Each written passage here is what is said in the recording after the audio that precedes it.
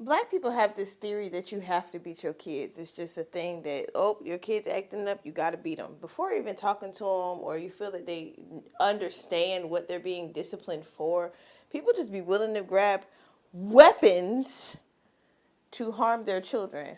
And I know what you're thinking. Oh, a shoe is not a weapon. A chancleta is not a weapon. A belt is not a weapon. Well, first of all, depending on how thick that belt is, yes, it is. Depending on what it's made of, yes, it is. My mother used to have this fashion belt. Listen to what I just said. It was a fashion belt. It wasn't a belt that was meant for holding your jeans. It was literally meant for fashion purposes. And it had ridges in it. And the belt was made of some type of rubbery, like plasticky kind of material. And she would beat us with it. When you got hit with it, it would leave a welt on your body with ridges. It looked like you got like trapped under a conveyor belt or some shit. It was crazy, right? And we were being beat with this belt as early as 3 and 4 years old. What could a 3 to 5 year old child be doing that warrants you to hit them with a belt that when you hit them, it looked like they got caught under some machinery, right? As we got older, the things got more extreme. We got beat with paintbrush stirrers. We got beat with even things that didn't even make sense, drumsticks, hammers. But one of the things that used to, because we never got beat with extension cords, like I guess the traditional abusive black home would do, right?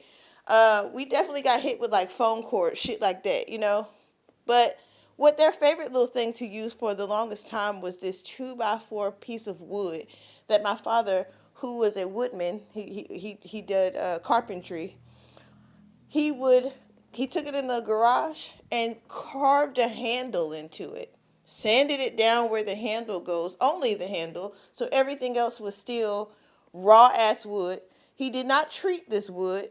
He just beat us with it just the way it was, other than the handle having been put in a way that it made it less hurtful or harmful when he used it on us. And he wrote our names on it, from oldest to youngest.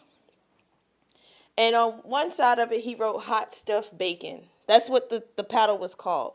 And we would not just be beat with this paddle, okay?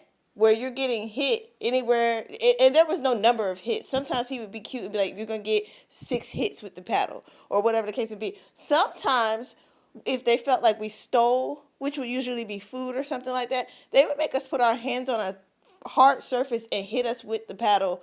And this sometimes will be in the morning before we go to school so that we could remember to act right.